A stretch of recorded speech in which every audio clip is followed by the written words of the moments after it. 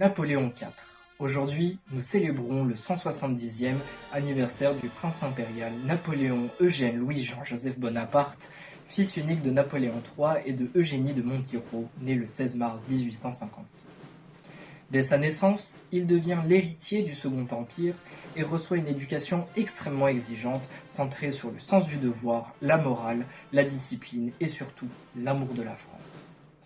Après la chute de l'Empire en 1870, il suit ses parents en exil en Angleterre, entouré d'anciens serviteurs fidèles et de partisans bonapartistes qui continuent de voir en lui l'avenir de la France tels que Ullmann ou Pietri.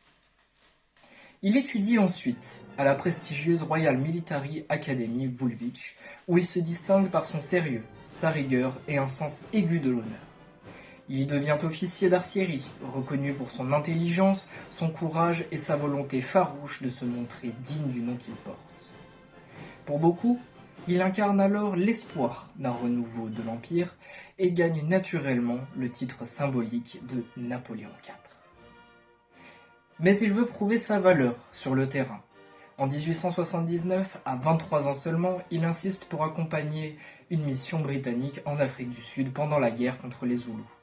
Au cours d'une reconnaissance, il est surpris par une attaque, la selle de son cheval qui appartenait alors à son père lâche. Et il meurt au combat, seul, laissant un vide immense parmi les bonapartistes, mais aussi parmi tous ceux qui voyaient en lui un jeune homme promis à un destin national. Sa disparition met fin à la lignée directe des Bonaparte régnants. Pourtant, un siècle et demi plus tard, Napoléon IV reste encore le symbole d'une jeunesse héroïque, d'un héritier élevé pour servir et d'un idéal politique qui continue de marquer l'histoire de France. Si vous appréciez le contenu anecdotique sur le Second Empire, n'hésitez pas à nous le dire en commentaire.